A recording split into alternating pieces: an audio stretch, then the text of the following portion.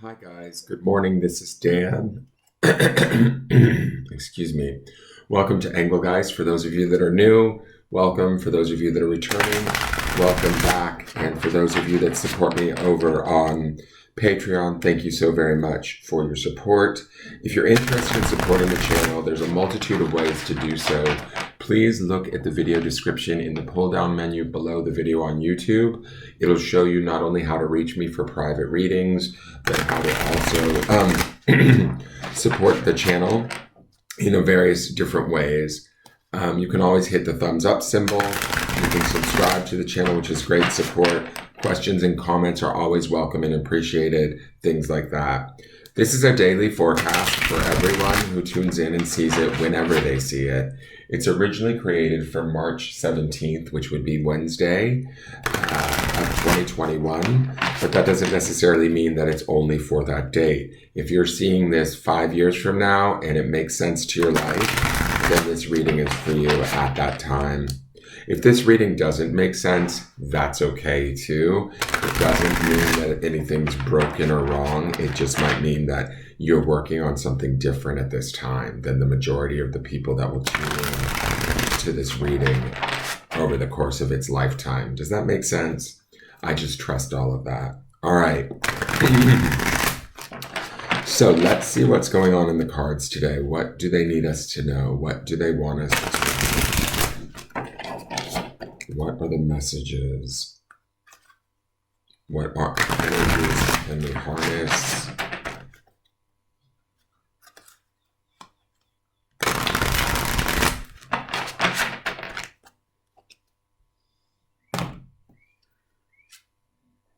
Okay, we have the King of Pentacles. And in this deck, I forgot about this deck. In this deck, they have both female and male representation of the kings. I've totally forgot about that about this deck. So, I like that she is here. Let's just first say that. Building upon the reading of this week, it feels to me that we have been struggling with a relationship of some sort, or at least that's the way that the cards have been playing out. And each one of us is going to have a different relationship that we've maybe been struggling with. It's somebody that's important to us or that we care a lot about, right? This Queen of Pentacles, or I shouldn't say Queen, I'm sorry, this is the King of Pentacles, but the more feminine version of her. So I feel like she still represents the strength and the astuteness, the discernment, the clarity that the king would represent, the authority, the strength, all of that stuff that the king would represent. But she also has this aspect of being feminine, right? She's this beautiful balance of both. I love all of the, sorry, my throat. I love all of the blooming flowers around her with all of the pentacles around her, right? So it's like there's riches all around us within our environment that we just need to kind of harness or pull forth, acknowledge, bring into our world, bring into our life. And kind of like how we saw the emperor 2 days ago, remember how he had that crown that was that castle, right? I love that she has this small village sort of in her hair. What that says to me, or where that takes me, is to this place of our own well-being is first and foremost being the king, right? We maintain that for ourselves. And we also can see that all around us today. But not only can we see that and know that, we can also sort of know that for others in a way, not that we have to provide it for them, but that if we're okay and we are in, how do I want to say this? If we're in our abundance, we almost liberate and allow others to be in their abundance too. Does that make sense? Our vibration of abundance, our acceptance and gratitude towards that abundance, our emotional connection, that being the female version of this king. There's an emotional connection here to this King of Pentacles. That's because it's showing up as the woman card, right? That brings in the elements of intuition, emotion, those more deeper vibrations that help us to emanate the reality of hopefully what is good in our life, right? The description that I had in the days previous of that sort of off and on friendship thing that's going on, or relationship thing that's going on, we'll see what card comes out next with this. But I feel like we have maybe turned a corner with this King of Pentacles, Remember, we have the Queen of Pentacles as the end of the week card. So I like seeing all of this Pentacles energy, meaning materially, financially, career-wise, things hopefully are evening out or getting better. There's more optimism under our control, feeling, manifestable, if that's even a word. But that's sort of the feeling that I'm getting here. Yesterday's Nine of Swords, like I said, we saw that Nine of Swords twice this week. We might be struggling with some internal fears around finances, friendships, money, relationships. And those fears feel real. They are real. They are kind of, there's something, how do I want to say this? There's something out there that is potentially, I don't want to say harming us, but it's out there trying to push our buttons, right? But those buttons are needing to be pushed so that we can see those thoughts that are in the Nine of Swords. We can see those anxieties. We can see those fears, and we can not act on them or be free of them at some point to arrive into the beauty and the state of this King of Pentacles. What I also love about this card is that with this King, she's pulling this coin or this giant pentacle from the center of her chest. And yesterday's grounding stone was the heart chakra on malachite, this green stone, which is your chest, right? To me, it's right there at where that pentacle is coming from. And the stone for the entirety of the week was the love stone. So there's this focus of that sort of area, chakra, love, that if we stay attuned to and exist from, we will be able to see the beauty and the sort of the tranquility and the peace that's going on around us, hopefully, right? Or we can start to begin to create it. Even, with this being a king, we could sort of demand it in a way, expect it, right? Not demand it like start screaming at people for it, but demand it in the sense that we can provide this, we know we can, we know we're strong enough, we will do this sort of thing. So I really love that she is here. It feels like she's turning a corner. She's also giving us the nod that the Queen is coming, that Queen of Pentacles energy also.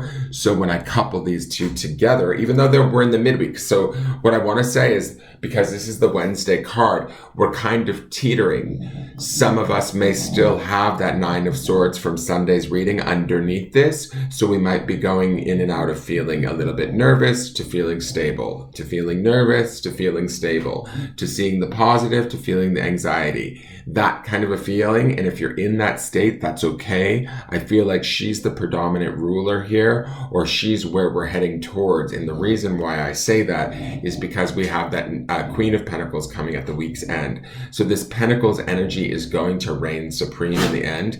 Pentacles is always about being grounded, centered, discerning, practical, level-headed. These are attributes we want to maintain, right? Sometimes in doing that, in being like sort of practical or thinking clearly and making decisions from that state, we have to do things or make, sacrifices or changes in our lives that maybe don't feel comfortable, right? And that's that Nine of Swords energy. But ultimately, that uncomfortability, as we pass through it and we see our way through it and we reach ourselves back to this centered, grounded place of this King of Pentacles, we've done ourselves a service more so than we realize. Or at least we begin to realize it, right? Now let's look at the Oracle card. Okay, we have Butterfly Garden. We've seen this card a lot this week too. When did she show up? She was here on Sunday. This is card number 12, which is a number 3. This is the mind-body-spirit connection. Not card number 12, sorry. Card 48, which becomes numerologically a 12, which then goes to number 3. 1 plus 2 equals 3. When I think about this card, it's again about transformation.